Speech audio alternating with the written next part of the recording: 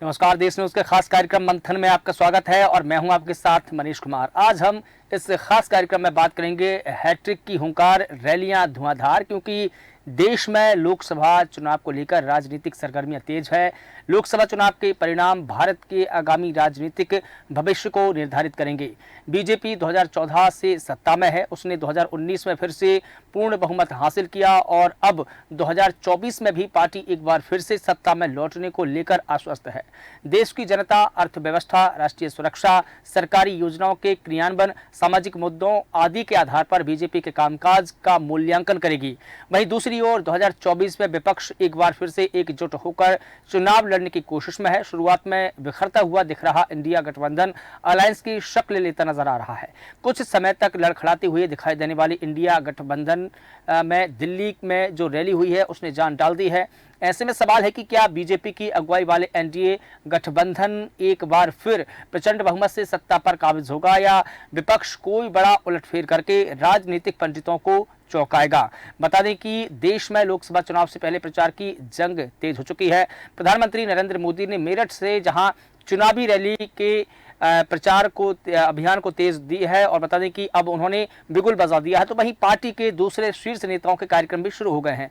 PM Modi के बाद अब गृह मंत्री अमित शाह 3 अप्रैल को मुजफ्फरनगर में रैली करने वाले हैं, लेकिन सत्तारूढ़ एनडीए को चुनौती देने वाली विपक्ष के नेताओं के प्रचार के जो कार्यक्रम है वो अभी तय नहीं हुए हैं। उनके मैदान में उतरने का इंतजार है। समाजवादी पार्टी हो, बहुजन समाज पार्टी हो, कांग्रेस हो, आम आदमी पार्टी हो या अन्य विपक्षी दल हो, सभी के शीर्ष नेताओं के प्रचार का कोई भी कार्यक्रम फिलहाल घोषित नहीं हुआ है।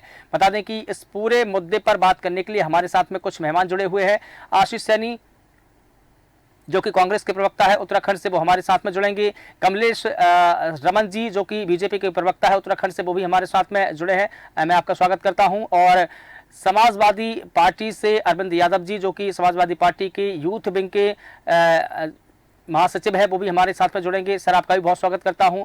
जीवन सिंह सैनी जी जो कि वरिष्ठ पत्रकार, राजनीतिक विश्लेषक है, चारों हमारे साथ में जुड़े हैं। मैं सभी का इस्तकबाल करता हूं, स्वागत करता हूं। सबसे पहले मैं जो हमारे कमलेश रमन जी हैं, मैम मैं आपके पास में आना चाहूँगा, क्योंकि आज उत्तराखंड में प्रधानमंत्री मोदी की रैली हुई है। रुद्रपुर में पीएम मोदी ने अपने चुनावी प्रचार को धार दी है। क्या लगता है कि पीएम मोदी की रैली से वहाँ के जो सियासी समीकरण है वो बदलेंगे? बिल्कुल बिल्कुल। देखिए, सबसे पहले तो मैं आपका धन्यवाद करूंगी और जो हमारे पैनलिस्ट बैठे हैं मैं उन सब का भी बहुत बहुत धन्यवाद करूंगी और नमस्कार करती हूं जी। और आज देश के प्रधानमंत्री श्री नरेंद्र मोदी जी ने रुद्रपुर में एक बहुत ही अपार जन समूह को संबोधित किया है, जो प्रदेश की जनता ने दिखाया है कि एक बार फिर वो मोदी जी को देखना चाहते हैं, एक बार फिर वो 400 पार करके केंद्र में प्रधानमंत्री के रूप में नरेंद्र मोदी जी को देखना चाहते हैं। क्योंकि इस भीड़ ने दिखाया है, जनता ने दिखाया है, क्योंकि हमारी जो प्रदेश की प्रबुद्ध जनता है बहुत ही भावुक और भावनात्मक, और इस प्रदेश की जनता का जो हमारा धार्मिक जो इस उत्तराखंड को कहा जाता है, मुझे लगता है कि प्रदेश की जनता 19 अप्रैल को जब वोट करेगी तो केंद्र की उन योजनाओं को लेकर के और प्रदेश की जो धामी सरकार की योजनाएं हैं उनको लेकर के वोट करेगी, क्योंकि हमने प्रदेश की जनता के लिए काम किया है, युवाओं को आगे बढ़ाने के लिए काम किया है। पूरे देश के अंदर जिस तरीके से इस देश को आगे आयाम देने का काम देश के प्रधानमंत्री जी ने किया है, तो मुझे लगता है जो दशक में जो सरकारें रही है उन्होंने इस काम को बखूबी नहीं निभाया और बहुत ही अच्छा काम करते हुए इस देश को प्रगति की ओर ले जाने का काम किया है। हमारी जो योजनाएं हैं, जो हमने महिलाओं के लिए, युवाओं के लिए आगे लाई हैं, जिस तरीके से हमने महिलाओं के लिए काम किया, उनको आत्मनिर्भर बनाने के लिए काम किया, इस समय प्रदेश की जनता देश हित में वोटिंग करेगी और देश हित में देश की तरक्की के लिए, विकास के लिए आगे बढ़ करके 19 अप्रैल को जब वोटिंग करेगी तो पांचों की पांचों जो लोकसभा सीट है पूरी प्रदेश की जनता के पर भरोसा है कि वो माननीय नरेंद्र मोदी जी की झोली में डालने का काम करेंगे। क्योंकि हमने काम किया है, धरातल पर काम किया है, विकास का काम किया है। कोई भी ऐसा काम नहीं है जो अछूता रहा हो देश के प्रधानमंत्री जी के लिए, यहाँ की जो धामी सरकार है उनके लिए। उन्होंने हर एक प्रत्येक जो वर्ग है उसको आगे बढ़ाने का काम किया है। महिलाओं से लेकर के युवाओं और बुजुर्गों तक तमाम स्कीमें देने का काम किया है। महिलाओं को आगे बढ़ाने के लिए हमारी जो एक आयामी जो हमारी योजनाएं चल रही है उनको लाने का काम किया है। अगर तीसरी बार हमारे देश के प्रधानमंत्री जी जब बनने जा रहे हैं तो वो देश के आयाम के लिए एक और नया बेहतर देश बनाने का काम करेंगे, इस देश को आगे बढ़ाने का काम करेंगे, क्योंकि हमारी योजनाएं बहुत ही पुख्ता और मजबूत है। ठीक है, पुख्ता और मजबूत है। आशीष सैनी जी, जैसा कि कमलेश रमन जी ने कहा कि हमारी जो नीति है पुख्ता है, मजबूत है। पीएम मोदी की उन्होंने योजनाओं का जिक्र किया, धामी सरकार की योजनाओं का उन्होंने जिक्र किया। एक तरफ हम देख रहे हैं कि प्रधानमंत्री मोदी हो या बीजेपी के अन्य जो बड़े नेता हैं वो धुआंधार रैलियां करते नजर आ रहे हैं।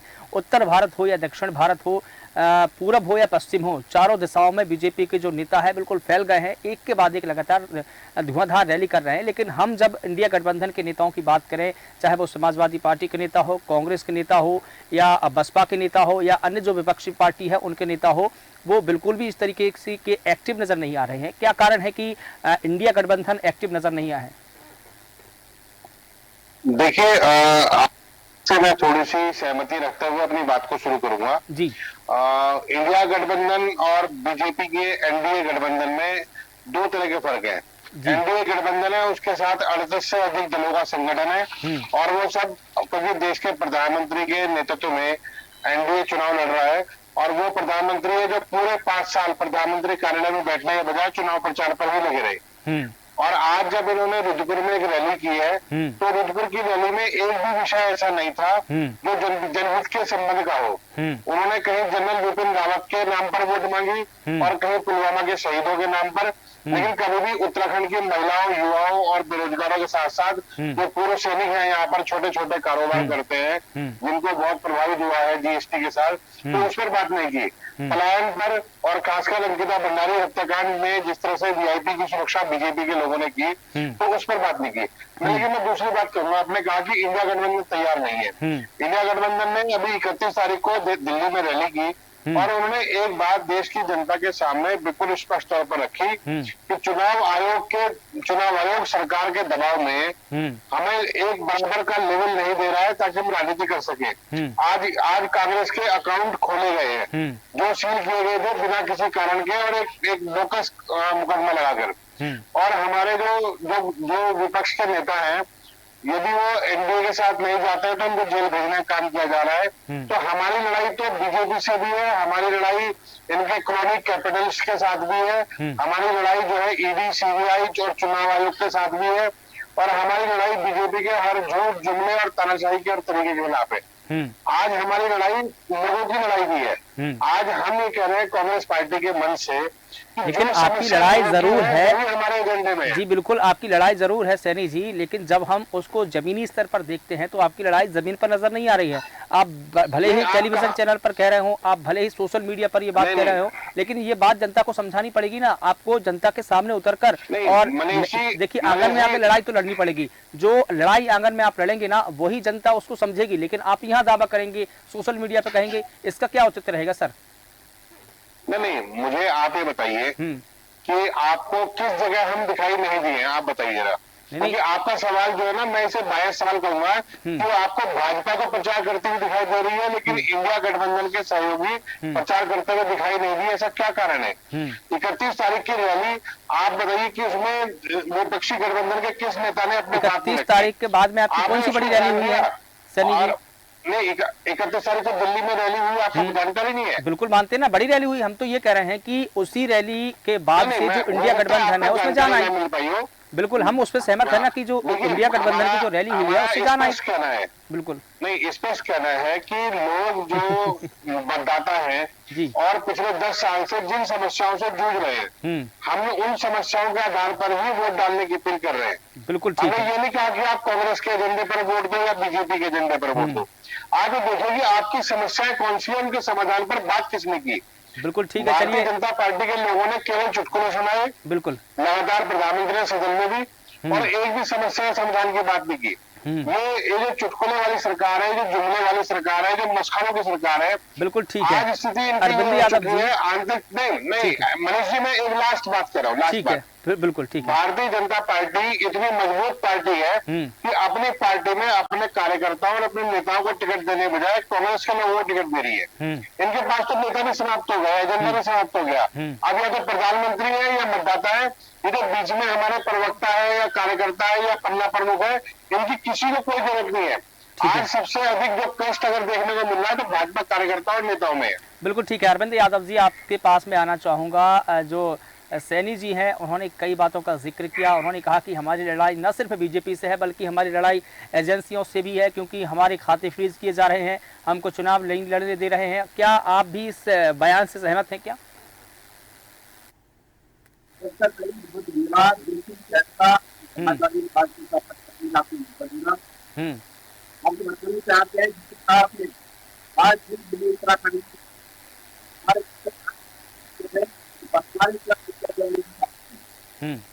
लेकिन जिम्मेदारियां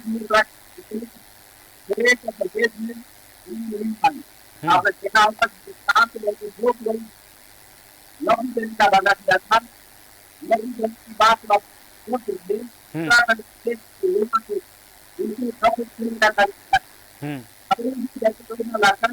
उत्तराखंड के युवाओं की नौकरी की बात करने की तारीफ की है। ये है ऐसी मोदी की तरह की आपको उत्तराखंड प्रदेश में हमने सारे क्षेत्र में स्वास्थ्य ऐसी व्यवस्थाएं हैं जो लगातार आपने सीखा होगा कि जो लगातार छात्र जिनके सड़क नाम होने के कारण नहीं पढ़ सकती है, उनकी तरक्की हो जाती है। ये जिम्मेदारी चाहता हूँ आपको सरकार से बजट दिया, इसलिए मन के एक हमारे छात्रा ने इसलिए मन से गलत के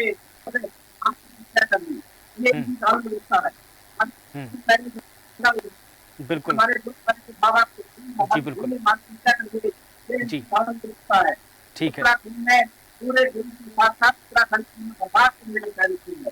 बिल्कुल होगा किसान सरकार आज तक घटी पर बैठी जमीन का प्रयास कर रही। बिल्कुल ठीक है अरविंद जी, बिल्कुल बिल्कुल ठीक है अरविंद जी, बिल्कुल ठीक है जी जी बिल्कुल ठीक है। हम जी बिल्कुल अरविंद जी जी अत्याचार की मात्रा बढ़ी है जी बिल्कुल ठीक है, बिल्कुल ठीक है अरविंद जी। मैं हमारे साथ में वरिष्ठ पत्रकार जीवन सिंह सैनी जी भी जुड़े हैं, उनसे भी उनकी टिप्पणी ले लेते हैं। जिस प्रकार से सर हम देख रहे हैं कि बीजेपी एक के बाद एक लगातार रैलियां कर रही है। प्रधानमंत्री मोदी ने रुद्रपुर में रैली की, उसके जस्ट बाद वो जयपुर चले गए, राजस्थान चले गए, और उनके ही कई बड़े नेता जैसे कि अमित शाह जी है वो भी लगातार रैलियों पर रैली कर रहे हैं। लेकिन जिस प्रकार से हम देखें कि इंडिया अलायंस के जो नेता है बिल्कुल सुस्त नजर आ रहे हैं। क्या लगता है आपको कि ये लड़ाई बिल्कुल टक्कर की है या एक पक्षी लड़ाई है? मनीष जी, मैं कहना चाहूंगा कि असल में ये कुछ में कोई दो राय नहीं है कि भाजपा विपक्षी गठबंधन से चुनाव प्रचार में कहीं आगे है। जहां तक मेरी जानकारी है, उत्तराखंड में लगभग 40 स्टार प्रचारक आ रहे हैं और लगभग हर ब्लॉक को, हर विधानसभा को कवर करने का प्रयास किया जा रहा है। लेकिन जहां तक आज की रैली की बात की जाए तो मोदी जी ने खास तौर पे किसानों को निराश किया है, क्योंकि बाजपुर के 20 गांव का मुद्दा और किसानों की जमीनों संबंधी मुद्दे पर कोई भी जो है बात नहीं की गई। और इसके साथ उन्होंने जो है मान ली जो 3 लाख योजना स्वामी वित्त योजना का लाभ देने की है वो पिछले चुनाव की बात है। 12 लाख घरों को पानी कनेक्शन देने की बात है, वो भी काफी समय पहले से चल रहा है। और बैंक खाते खोले जाने की बात है, वो भी पहले की बात है। नई बात उन्होंने आज देवभूमि नोट ऐसी कोई नहीं कही जिससे कि कोई प्रभाव पड़ता हो। वैसे उत्तराखंड का इतिहास रहा है कि परिवर्तन जब भी होता है वो सभी सीटों पे होता है। बिल्कुल पांचों सीटें एक साथ परिवर्तित होती हैं। और अभी तक जो दिखाई पड़ रहा है, उससे जो प्रचार दिखाई पड़ रहा है उसका प्रभाव विपक्ष में काफी कम दिखाई पड़ रहा है। बिल्कुल ठीक है, बिल्कुल जो मुद्दे होने चाहिए, अब जैसे आज कांग्रेस ने वहाँ पे महिला कांग्रेस ने अंकिता भंडारी का मुद्दा उठाया और कई उठाए, किसानों के मुद्दे उठाए, लेकिन उन मुद्दों पर जो है सत्ता पक्ष के लोगों ने कहीं भी काम करने का जो घोषणा संबंधी कोई बात नहीं की है। बिल्कुल, और ऐसा नहीं है कि विपक्ष के पास का मुद्दा नहीं है। जो है लगभग जी बिल्कुल जीवन जी, ऐसा नहीं है कि विपक्ष के पास में मुद्दा नहीं है, मुद्दों की विपक्ष के पास में भरमार है। अगर विपक्ष चाहे तो एक से बड़े एक मुद्दे उठा सकता है। आपने जैसा कि अंकिता भंडारी का जिक्र किया, बड़ा मुद्दा था, पूरे प्रदेश में कई दिनों तक इस मुद्दे पर चर्चा होती रही। इस बार भी कांग्रेस इस मुद्दे पर को भुना सकती थी और बड़ा मुद्दा बना सकती थी। बेरोजगारी की बात हो, चाहे पहाड़ी एरिया में जो जमीनें धसकने का मामला हो, हमने देखा कि उत्तराखंड के कई शहर जमीन के नीचे धंसते जा रहे हैं, लेकिन कांग्रेस पार्टी इन मुद्दों को भना नहीं पा रही है। क्या कारण हो सकता है? उसका रीजन है कि जो मुख्य लोग हैं वो कहीं ना कहीं सुस्त दिखाई पड़ रहे हैं, या उनको दबाव में समझा जा सकता है, या एक के बाद एक जो पार्टी के नेता छोड़कर जा रहे हैं वो भी दबाव हो सकता है। ठीक है, दबाव हो सकता है। चीज है, आज मुख्य जो नेता हैं वो इन मुद्दों पर चुप हैं। बिल्कुल ठीक है। कमलेश रमन जी आपसे जानना चाहूंगा कि क्या बीजेपी जो है विपक्ष के नेताओं को दबाने का काम कर रही है, और जो बिल्कुल ठीक है, बिल्कुल मैं आपके पास में आना चाहूंगा। कमलेश रमन जी आपसे जानना चाहूंगा, जैसा कि वरिष्ठ पत्रकार ने भी कहा कि कहीं ना कहीं विपक्ष के जो नेता है दबाव में आकर काम कर रहे हैं, क्या बीजेपी उन पर दबाव डाल रही है? तो लोग सब जो है ईडी और सीडी से घबराए हुए नजर तो आ रहे हैं। ठीक है सर, मैं और बिल्कुल ठीक, मैं आपके पास में आऊंगा। हमारे साथ में आशीष सैनी जी भी जुड़े हैं। आशीष सैनी जी, जिस प्रकार से जीवन सिंह सैनी जी ने भी ये बात का खुलासा किया है कि कहीं ना कहीं कांग्रेस के जो नेता है या विपक्ष के जो बड़े नेता है वो कहीं ना कहीं दबाव में आकर काम कर रहे हैं। दबाव या तो सरकार के पक्ष के दिया जा रहा है या जो जांच एजेंसी है उनका दबाव है। क्या आप ये बात मानते हैं कि आज भी विपक्ष दबाव में है? नहीं, जो झूठे मुकदमे या दुनिया भर के जो दबाव बनाए जा रहे हैं उसमें समस्या यही हुई है सरकार के सामने कि विपक्ष के लोगों ने झुकने से इनकार कर दिया। आज भी आप आजादी की लड़ाई की कहानियां पढ़ते हैं तो बहुत सारे लोग थे जो अंग्रेजों की चाकरी करते थे और बहुत सारे लोग थे जो अपने आजादी के आंदोलन में किसी न किसी के साथ खड़े होते थे। बिल्कुल। आज भारतीय जनता पार्टी की पूरी लीडरशिप जिस प्रकार से पूर्वी पत्नियों के दबाव में उनके अंदर में काम कर रही है, तो सबसे अधिक जो खराब स्थिति है वो भाजपा के विधायक, सांसद, कार्यकर्ता, नेताओं की है। अपनी आवाज भी नहीं बोल पा रहे। दूसरी बात क्या है कि आपने कहा कि मुद्दे के आधार पे यदि आप बिल्कुल यूनानिमस होकर, न्यूट्रल होकर लोगों के बीच में जाएंगे और आप बात करेंगे उनके मतदान करने का कारण आधार क्या होगा, तो वो बेरोजगारी, भ्रष्टाचार, महंगाई और सरकारी लूट के खिलाफ अपना मतदान करने जा रहे हैं, बिल्कुल निश्चित रूप से जा रहे हैं। और कांग्रेस पार्टी इस मामले में पूरे इंडिया गठबंधन के साथ हम दो चीजों में सफल रहे हैं। नंबर एक कि एक कैंडिडेट के सामने एक कैंडिडेट लड़ाना, ताकि जो संविधान के रक्षकों की मत है उसको बिखराव से रोका जा सके। और दूसरी बात है मतदान, जिस चीज से वास्तव में लोग प्रभावित है, चाहे महंगाई हो, चाहे बेरोजगारी हो, भ्रष्टाचार हो, चाहे इनके झूठे मुकदमे की तैयारी हो, कुछ भी हो, आज लोग इनके खिलाफ खड़े हैं। हम तो केवल लोगों का प्रतिनिधित्व कर रहे हैं राजनीतिक दल के रूप में और हमारे प्रत्याशी कर रहे हैं अपने कैंडिडेट के रूप में। लेकिन आप देखेंगे उत्तर प्रदेश है, बिहार है और जितने भी राज्य यहाँ पर हैं, दिल्ली है और गुजरात है, इन राज्यों में हमने गठबंधन किया और एक के सामने एक लड़ाया। साउथ के सभी जो हमारे राज्य है सब में गठबंधन है और वहां पर देखिए समाजवादी पार्टी के साथ, आम आदमी पार्टी के साथ वो गठबंधन है बहुत महत्वपूर्ण है। हिंदी पट्टी में सबसे अधिक डेंट बीजेपी को मानने जा रहा है। बिल्कुल ठीक है। आप तमाम पार्टियों का नाम ले रहे हैं, तमाम राज्यों का नाम ले रहे हैं, लेकिन कुछ राज्य ऐसे हैं जहां पर आज भी कांग्रेस की सहमति नहीं हो पा रही है। जो सीट शेयरिंग का मुद्दा है वो सुलझ नहीं पा रहा है। मसलन मैं आपको उदाहरण दूं, पश्चिम बंगाल में नहीं, मैं बताता हूं ना आपको। मसलन मैं बता दूं, टीएमसी, देखिए टीएमसी और कांग्रेस के बीच में गठबंधन नहीं हुआ। बिल्कुल, टीएमसी और जो कांग्रेस है उसके बीच में गठबंधन नहीं हुआ। महाराष्ट्र की अगर हम बात करें तो महाराष्ट्र में भी ये सवाल सामने आया कि जो शरद पवार एनसीपी है उन्होंने प्रकाश अंबेडकर को नहीं बुलाते, और जो उद्धव ठाकरे की बात हुई है, उद्धव ठाकरे की जो मीटिंग हो जाती है उनमें ना जो सहयोगी गठबंधन के जो दल है उनको नहीं बुलाते। कहीं ना कहीं टूट तो दिख रही है सर। जानकारी थोड़ी सी दुरुस्त कर दूं। बिल्कुल बताइए। 3 राज्य ऐसे हैं जो केरल है और पश्चिम बंगाल है और ये जो हमारा तीसरा जो राज्य है पंजाब। इन तीनों राज्यों में कुछ जगहों पर कैंडिडेट अंडरस्टैंडिंग से लड़े हैं। मध्य प्रदेश के अंदर 2 लोकसभा क्षेत्र समाजवादी पार्टी को दिए गए हैं। नहीं सर, एक सीट दी गई है। इसी तरह से खजुराहो सीट दी गई है। उत्तर प्रदेश के नहीं सर, मैं आपको बता दूं, सीट उत्तर प्रदेश से मांगी मध्य प्रदेश में सिर्फ एक सीट दी गई है सर। दो मिनट का समय जी। तृणमूल कांग्रेस के एक प्रत्याशी थे हमारे उत्तर प्रदेश के, क्योंकि उनके सिंबल की पहचान कम थी तो समाजवादी पार्टी के सिंबल पर वो लड़ रहे हैं। मैं आपसे कहूंगा कि लड़ाई कहीं नहीं है, लेकिन कांग्रेस और इंडिया गठबंधन एक लिबरल गठबंधन है जहां नेता अपने पद की बात रख सकते हैं। लेकिन भारतीय जनता पार्टी में और एनडीए गठबंधन में ये हिम्मत किसी दल की नहीं है कि वो जो राजा के सामने कुछ भी बोल सके, क्योंकि उनको मालूम है राजा अहंकारी है और राजा भ्रष्टाचारी है और ईडी सीबीआई का दुरुपयोग करता है। तो उन लोगों की रीढ़ की हड्डी में इतना दम नहीं है कि सवाल कर सके। बिल्कुल ठीक है। सवाल मैं भारतीय जनता पार्टी के नेताओं के सामने कह रहा हूँ, जब आपकी लीडरशिप कांग्रेस से चुन चुन के लोगों को राज्यसभा में भेज रही है, लोकसभा के टिकट दे रही है और उनको सब कुछ देने तैयार बैठी है, तो आप काहे के लिए भाजपा में बैठे हैं? आप छोड़ दीजिए ऐसी पार्टी को जो आपको सम्मान नहीं देती। ठीक है कमलेश रमन जी, चलिए ठीक है, मैं आपकी टिप्पणी का जवाब ले लेता हूं। कमलेश रमन जी भी हैं हमारे साथ में, बीजेपी प्रवक्ता है, उनसे भी जवाब ले लेता हूं। मैडम, कई सारे आरोप है बीजेपी पर लगे हैं, चाहे वो जांच एजेंसियों के दुरुपयोग का आरोप है, चाहे जो विपक्ष के नेता हो उन्हें डराने धमकाने के आरोप हो, और यह चाहे गठबंधन को लेकर बात हो, तमाम जो आरोप है बीजेपी पर लगे हैं, क्या कुछ कहेंगी आप? देखिए, मुझे लगता है कि विपक्ष के पास कोई मुद्दे ऐसे नहीं बचे हैं इस देश के अंदर, इस प्रदेश के अंदर, जिनको वो जनता के सामने उठा सके और जनता की आवाज को बुलंद कर सके, क्योंकि वो खुद में ही इतने कमजोर है, इतने निराशाजनक है। इस वक्त वो इतने निराश हैं कि आज उन्हें ये नहीं समझ में आ रहा कि जनता के सामने वो क्या विजन लेकर के जाए।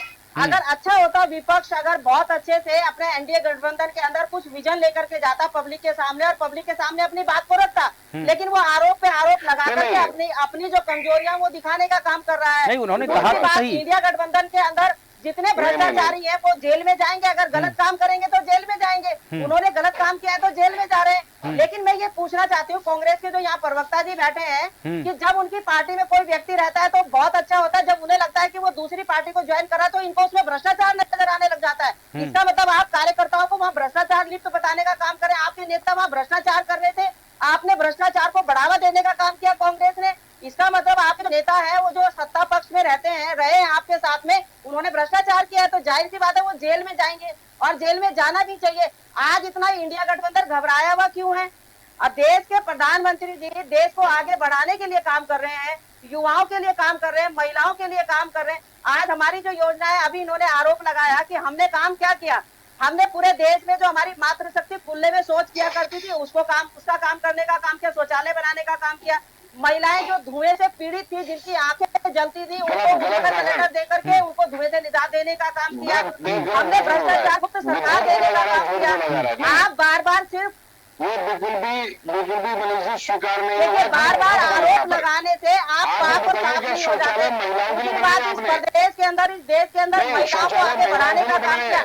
हमने यहाँ पर 10% उत्तराखंड आंदोलनकारियों को छत्तीस जाने का काम किया। महिलाओं को 30% महिलाओं को नौकरी देने का काम किया। हमने महिलाओं को आगे लोकसभा विधानसभा में 33% आरक्षण देने का काम किया।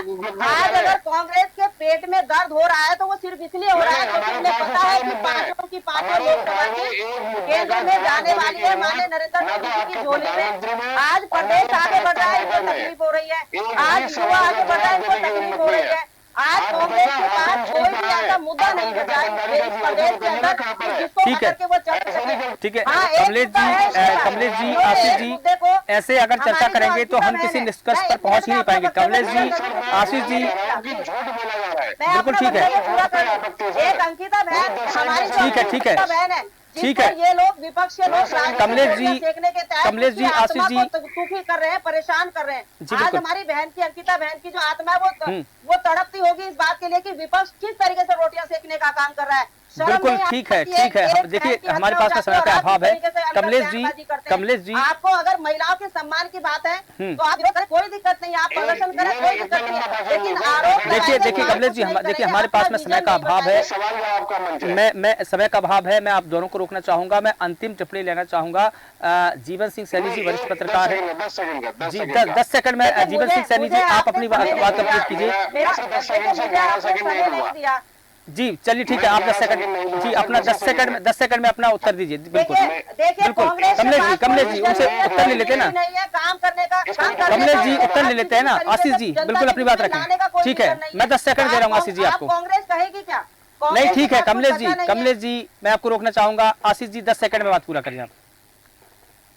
इस पूरी डिबेट में और जितनी भी डिबेट हो रही है, बीजेपी के प्रवक्ता जो एंकर द्वारा सवाल पूछा जाए या विपक्ष द्वारा सवाल पूछा जाए उसके जवाब नहीं देते हैं।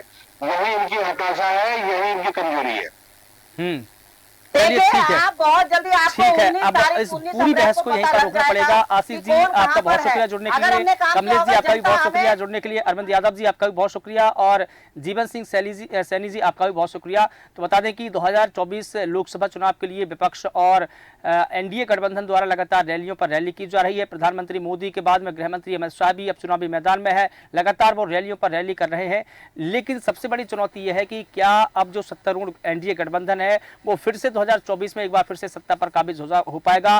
क्या कांग्रेस द्वारा जो इंडिया गठबंधन बनाया गया है वो कुछ नए आंकड़े प्रस्तुत करके क्या इस बार चुनावी मैदान में है? क्या वो इस बार राजनीतिक विश्लेषकों और राजनीतिक पंडितों को चौंकाएगा? क्योंकि अब ये लड़ाई बिल्कुल तेज हो चली है और बता दें कि इस बार रैलियों पर रैली की जा रही है धुआंधार। और अब क्या परिणाम निकलकर सामने आएंगे ये 4 जून को पता चलेगा। फिलहाल देश न्यूज के खास कार्यक्रम में इतना ही। मुझे दीजिए इजाजत, नमस्कार।